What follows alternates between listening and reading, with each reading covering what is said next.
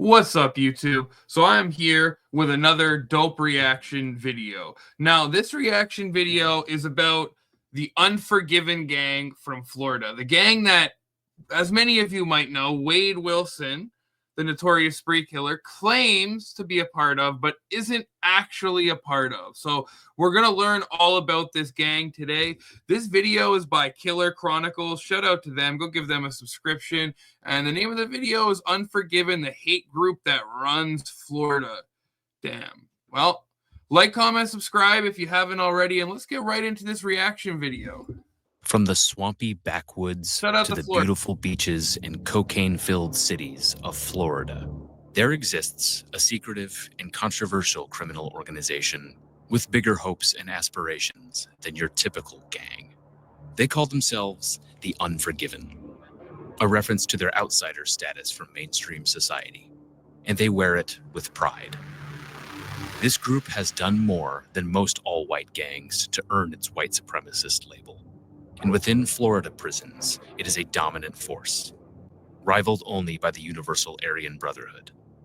I want to say, from what I understand, and I could be wrong here, I could be remembering wrong, but my co-host over on Raw Talk did 10 years in Florida prison, Pino, and from what I understand, the Aryan Brotherhood isn't in Florida prisons, or at least not like maybe there's some of it, but not like sanctioned version of it.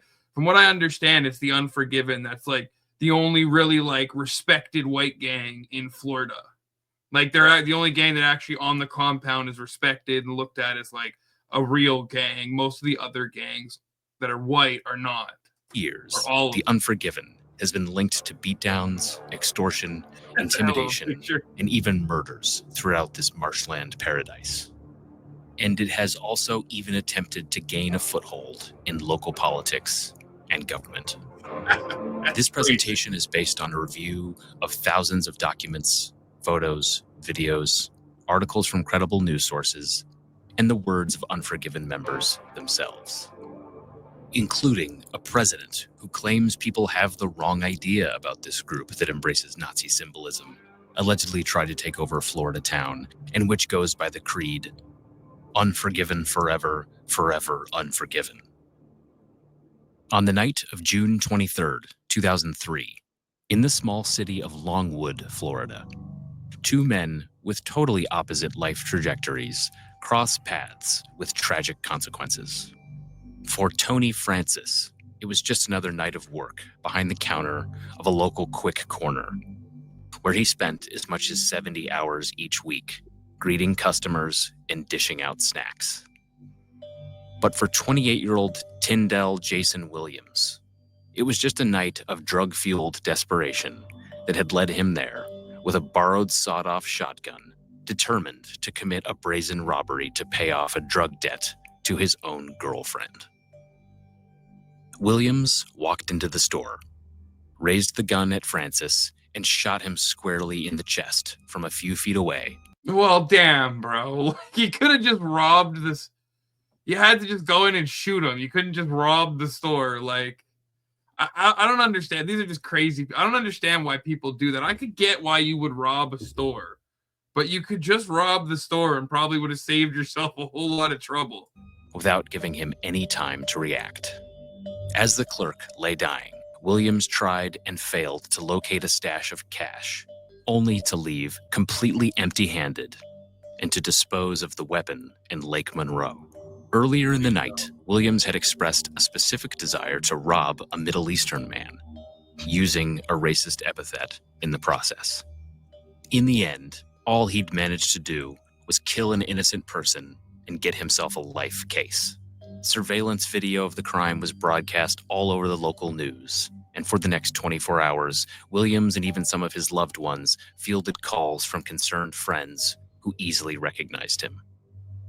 The cops solved the mystery quickly, and even Williams' girlfriend implicated him. Before long, Williams was sentenced to life in prison. Damn. As a youth, Williams had joined. Hold on, was the same guy in those two pictures? Because, yo, he looked like 18 to 21 here. Him. Before long, And you look about 40 to 50 here.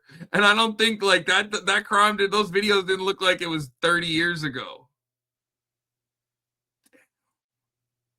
Sorry to interrupt. Even Williams' girlfriend implicated him. I mean, yeah. Before long, Williams was sentenced to life in prison. As a youth, Williams had joined a so-called gang who called themselves the Sick Boys. But now as a lifer in a place where violence and racial politics rules the day, Williams found a much bigger, more dangerous group to align with. He became a member of the Unforgiven. And in the Sunshine State, this group has emerged as the first choice for white inmates in the Department of Corrections who are seeking to join a gang. With thousands of members ready to answer a call to arms, the Unforgiven has many commonalities with other Aryan-aligned gangs. But it also presents itself as an empowerment organization that is strictly rooted in white supremacy. It explicitly seeks to indoctrinate, spread propaganda, and eliminate, quote, race traitors from their own ranks. As such, they've predictably become a major target of law enforcement, not just in Florida, but Washington, D.C., which continues to throw resources towards building RICO cases against them. And while the Unforgiven is well known in the South, it has recently gained nationwide notoriety thanks to its tangential connection to a predatory murderer. The guy who's like, I don't know what they're about to say, but Wade Wilson, and this is confirmed, is not a part of this gang as much as he likes to say it. First of all, like, he has sex charges. They would never accept him. So this man, Wade Wilson, has nothing to do with the Unforgiven. Nothing to do with it. Who gained a cult-like following. Other than that, he puts swastikas on his face and the side of his head and claims to be a part of it. He's not. Following over his good looks and haunting tattoos. There is a wide spectrum of white supremacist gangs and organizations in the United States, from extremist political groups like the Order to gangs like the original Aryan Brotherhood, which is far less ideological and more centered on drug trafficking and prison control. The Unforgiven borrows from both extremes, but is firmly rooted in a belief that white people face an existential threat from normal mainstream society, and therefore need to form a united front to fight back. From its foundation in the late 1980s, the Unforgiven has presented itself as the Fourth Reich, an extension of the belief system institutionalized in Nazi Germany. But the Unforgiven exists a lot like typical prison gangs as well, relying on violence, extortion. I'm sorry. Every time I see this picture, bro, y'all did him dirty, putting this picture up like that. Contraband trafficking and unity within its own ranks to survive behind bars. The Unforgiven's Constitution states that inmates in the Florida state prison system were, quote, a minority in the extreme, and, quote, exploited, victimized, and preyed upon by those of other races.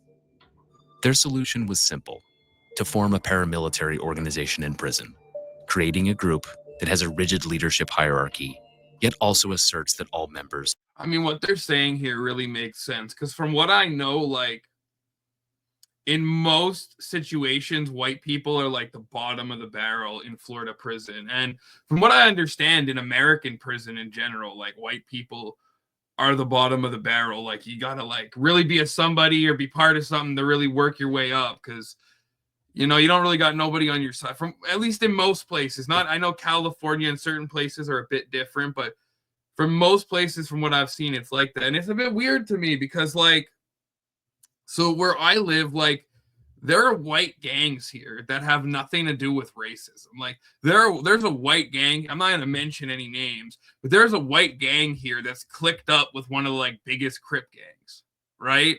So it's like, I just find it weird that like white gangs in the U.S. automatically become like a racial thing or a Nazi thing. All that, but I guess like that's just par for the course in the culture. But like, I don't know, like. I guess it makes a lot of sense for stuff like this to happen and for white people to click up like that, because if not, you're just going to get taken advantage of. I mean, if you got to have strength in numbers in some way, right? should be considered equal. How people end up in the Unforgiven varies by the individual. But we were able to acquire a love letter to a woman that was written by one member named Brandon Welch, aka Scumbag, in which he included an autobiography that helped explain his personal journey to joining this prison gang. He wrote, quote, "I had a really good childhood. Dad was a major in the Marines, Mom owned a catering biz. Shit fell apart for me when my mom died when I was in college, 06. From there, shit went down the drain, and here I am now."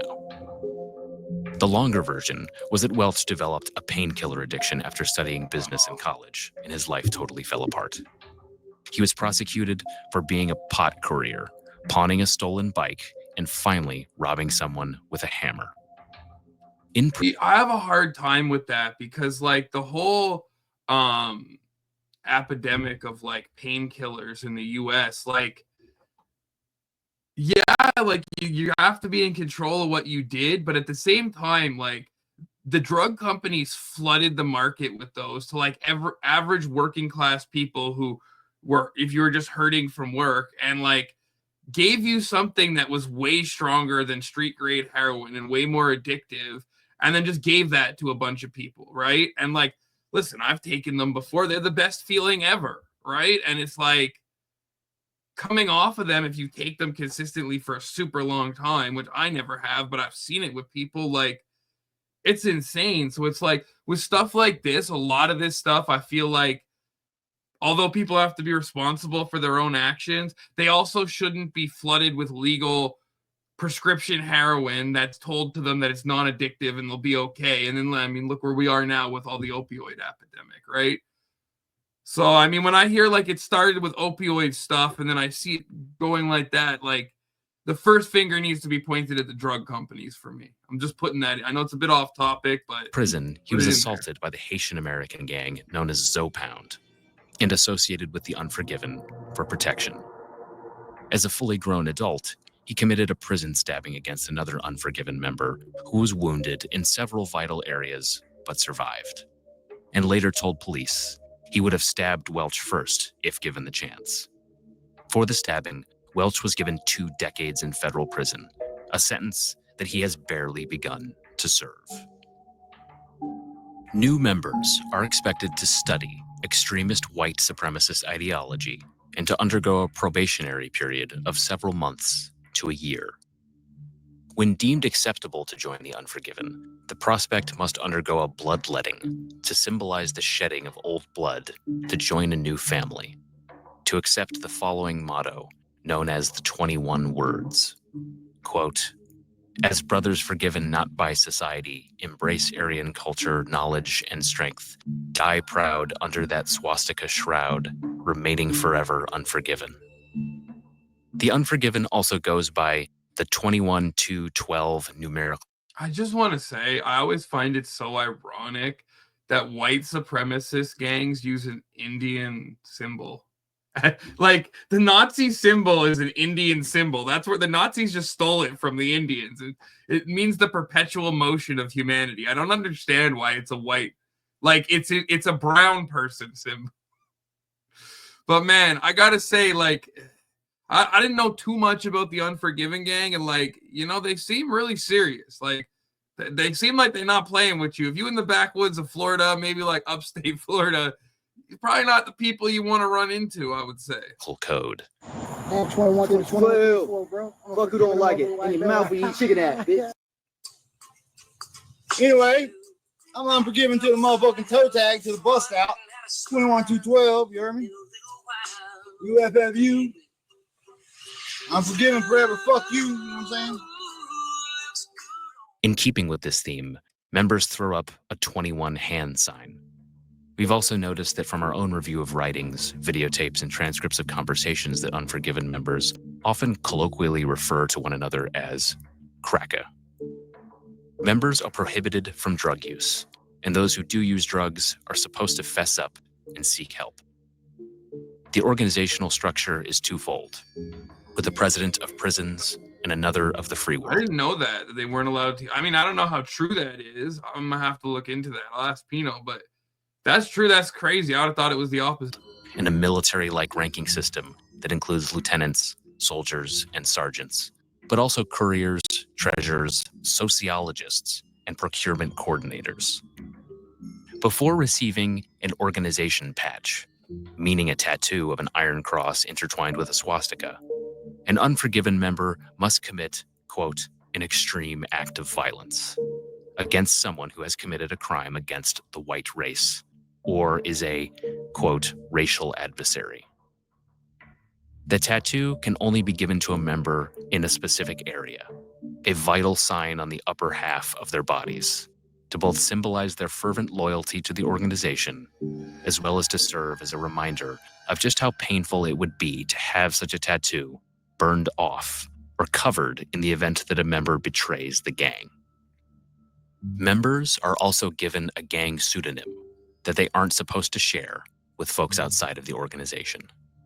All of this information we've just recounted has come directly from copies of the Unforgiven Constitution and other literature seized during raids of cells, compounds, and members' homes.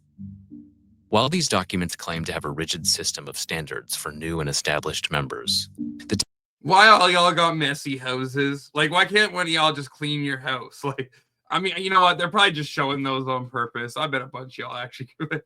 Damn, they going y'all dirty with the houses they're showing. Testimony of former members suggests that this isn't always the case. A former Unforgiven member named James Maypoles testified in a federal trial that he was required to study teachings of a neo-Nazi philosopher named David Lane, but, quote, I didn't really believe in a lot of that stuff, yet was allowed to join anyway. During the relevant time periods here, the man in charge of the Unforgiven's prison branch was a lifer named Debo. His real name is John Barker III, and in the early 2000s, he and his brother, John Barker II, were convicted and sentenced for home invasion robbery and murder of a North Fort Myers contractor named Michael Lavolsi, who was beaten, robbed, and hogtied inside of his residence. Debo allegedly attempted to sneak his brother a handcuff key during the sentencing hearing, in what police assumed was an escape attempt. Almost all of the members we've researched for this video joined the Unforgiven when they were in jail or prison. And that leads us to the most famous alleged member of the Unforgiven, who may not actually be a member at all. Not. His name is Wade Wilson. And he's everything a true crime. Okay, so the Unforgiven, from what I know, is a prison gang. Prisons where, okay, so jails where you are before you get, like, when you're fighting your case, and prisons where you go once you get convicted, right? He may be in prison now, I'm not sure. I think he's still in jail because he has more cases to fight, but he's been in jail this whole time. So you can't join a prison gang in jail, or at least from what the people who've been to Florida prison that I know are saying. So, yeah, he's not a part of the gang in any way, shape, or form. I mean, I'm sure these dudes would love to catch him because he's given them all the wrong kinds of publicity. This is the last dude they want being a part of their organization, or at least like people thinking he is, right? Like they don't need more bad press and stuff like that. Now you got Wade pretending to be part of it. Man, if they ever catch him, if he ever gets sent to general population, he probably never. He's going to try and stay on PC. Exactly because of these dudes. A few calls ago, and we heard him talking about he needs to stay in PC. Well, this is why. I mean, if you remember the Unforgiven, I don't think you're allowed to just hang out in protective custody, right? Crime-obsessed public could ever hope for. Wilson is a murderer who carried out 2 brutal, premeditated, and sadistic killings within a 24-hour span, later bragging that he lured both women to their deaths through his charm. He has the same name as the comic book character Deadpool and facial tattoos that many have compared to the Joker.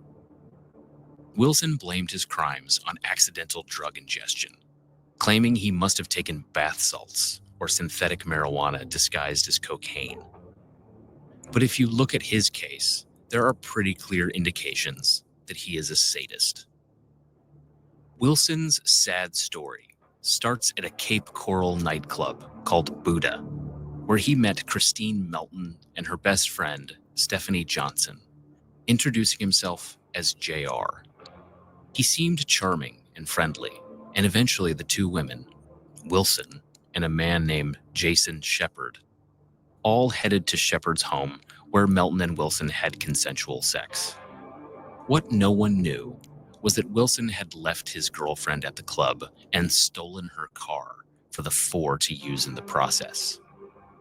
The following morning, Wilson sprung into action, offering Melton a ride to get her alone before killing her in her home. While driving home from the scene, he was stopped for directions by a second woman named Diane Ruiz, convinced her to get in his car, then took her to a secluded area and ran her over repeatedly after knocking her unconscious. Wilson called his father for help, who played along with his son's pleas, but actually ended up calling the authorities and helping them arrest him.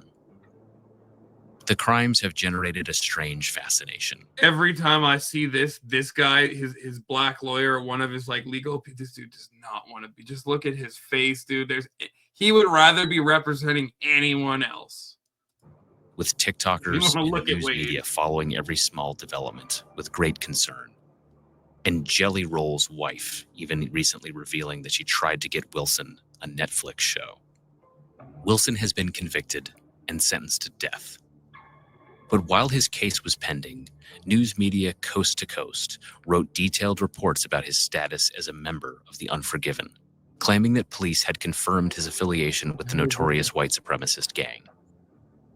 In reality, all of this appears to be based on a single sentence from one police report that was made public after Wilson was implicated in a failed escape attempt from Lee County Jail. The report says that a jailhouse snitch told authorities Wilson and another inmate were planning to break out of jail and to catch a ride to Fort Myers, and that, quote, the two are related through affiliation with the Unforgiven. Another indicator is that some of the tattoos Wilson received in jail after his arrest are symbols commonly used by white supremacist prison gangs and those who associate with them. There's some varying possibilities here. One is that the police included this line in a public report because they have other records of Wilson joining the Unforgiven in jail.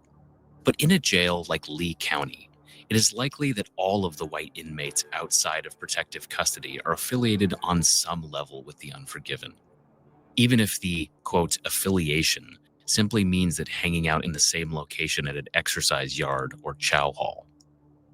Furthermore, Wilson murdering two women, including a white lady with blonde hair, goes directly against what the Unforgiven professes as its core value. To be honest, I mean, killing a fully grown woman won't really stop you from getting into their gang, as far as I know. But allegedly, from what I know, this gang's after him. Like, they have a hit on him and everything. Like, he's falsely claimed their gang. So, you know, that doesn't usually end well if you end up around them. Even though it wouldn't be the first time that a prison gang turned a blind eye to a red flag and allowed someone with a questionable past to join. In short, it's hard to draw a definitive conclusion as to whether Wilson's really a member, or simply someone who hangs around these guys in a jail setting. Outside of prison, the Unforgiven operates somewhere between a militia and an extremist political club, with members who stockpile weapons, spread propaganda, and sell merchandise as both a form of income and recruitment. In 2019, their president on the outside was a man named Darren Terranova, but a lot of people within the Unforgiven were not happy with his leadership. They viewed Terranova as being too soft and too tolerant of members who strayed from the Unforgiven's code of conduct, and some believed the organization was suffering as a whole. Their solution was to replace Terranova with this guy, Maverick Marr, also known as Saxon. He took over the Unforgiven with a directive to weed out members in bad standing and clean house. Under Marr's tenure, Florida was divided into sectors, allowing lieutenants to micromanage their areas more effectively. And he directed members to use the messaging app Marco Polo to send video communications to one another. with the important caveat that they not say anything they wouldn't say to a cop. Unfortunately for the Unforgiven, this caveat was thrown to the wayside by many, and the ATF was able to get its hands on many of these Marco Polo videos, with predictable results. Y'all need to go to Telegram and use auto delete. Just saying, work a little better for you. The man seen here is Joshua Fisher, aka Hammer. He was something of a unicorn in the Unforgiven due to his complete lack of a criminal record in the late 2010s. This made him a particularly valuable member, and prosecutors say this group, quote, sought to have him as a political mouthpiece and invested in his image as a future candidate for public office, including possibly the mayor of Brooksville, Florida. Of course, there was a downside to being a man with a clean record amongst hardened convicts. Many in the Unforgiven believed Fisher had a chip on his shoulder due to him never having gone to prison and would jump at the first chance to be violent. During a Black Lives Matter rally in Hernando County, Fisher allegedly told Unforgiven members to, quote, arm up, and chased protesters with a machete through the streets. Deputies say he pulled out a Looks like a machete nice after guy. trying to start a fight. In another instance, he was part of a wrecking crew that entered an Unforgiven member's home, sliced his neck for using drugs, smashed his face with the butt of a shotgun, and left after making a wisecrack that the attack was, quote, from your neighborhood white supremacists. Marr began to keep a, quote, book of life, essentially a roster that made it easier to keep track of members in good and bad standing and how to handle them. For many within the Unforgiven, this was the beginning of the end of their membership. Marr formed hit squads to eliminate weak blood, but they showed some compassion. Rather than murdering bad members, they would simply beat them to a pulp, cover their tattoos, and sometimes replace the Unforgiven symbol with the word void and make their excommunication official. Examples of this included a man named Coke Lawson, who was accused of sexually harassing an Unforgiven prospect's wife. He was assaulted, urinated on, and his tattoos were marked out and replaced with scrawlings that made it clear he was no longer a part of the Unforgiven. Unlike many who had received the same fate, though, Lawson's excommunication allegedly came on Marr's orders alone, rather than through the typical protocol. I can't even lie. In this picture, like, this guy looked like a nice dude. Like, this looked like he could be like a nature hippie almost. I can't even lie. In this picture, like, he looked like, minus some of the other little symbols, but he looked like he could be a nature hippie who's eating like granola. It's crazy. Then you get him in the next picture and it's like, oh yeah, no, I see it now. Which was to put an excommunication to a vote. Such a vote occurred with another man named Troy Bailey, who was in bad standing for giving his girlfriend an Unforgiven patch when she'd been labeled a police informant. She also had a baby with a black man. Didn't exactly make Bailey too popular within the Unforgiven. But several ex-members who turned snitch would later tell the ATF that the group planned to not just excommunicate Bailey, but there were some who wanted to kill him. But the ATF dropped the hammer on this group before anything happened to Bailey, charging 15 people to include Marr, Joshua, Hammer, Fisher, Brandon, Scumbag Welch, and other members with nicknames like Stretch, Shrek, and Pretty Boy. As Brandon Welch wrote in the previously mentioned love letter, only 4 of those charged took their case to trial. 8 turned into cooperators, and the remainder accepted guilty pleas and prison sentences that came with it. Those 4 included Maverick Marr, who took the stand in his own defense after listening to several former members testify against him. Marr painted a very different picture of the Unforgiven from what media, the ATF, and federal prosecutors had described. He said the organization had 2,500 members of varying religious, political, and even ethnic backgrounds, including members who were mixed race and those who openly rejected a neo-Nazi philosophy, yet were still accepted by the group.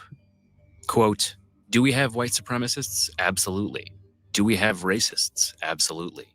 Do we have people that are very much not either of those things? Yes, absolutely factual. Probably true. Another thing Marr claimed was that part of his takeover of the Unforgiven included a push to make the group, quote, 100% legal, including an absolute prohibition on robberies, extortion, and drug sales. As for the assault on Coke Lawson, Marr claimed it was entirely Joshua Fisher's fault, explaining that Fisher was, quote, a very problematic character. Whether the jury believed Marr's testimony is unclear, but they did find him and his 3 co-defendants liable for the various assaults, and a judge sentenced them to lengthy federal prison terms. As for Tyndall Williams, the man we started this episode with, he came up in a violent crime investigation in 2011, just 8 years after being sentenced to life. This time, authorities called him a leader of the Unforgiven in Tomoka Correctional Institution, who had organized and helped carry out an attack against a prison snitch.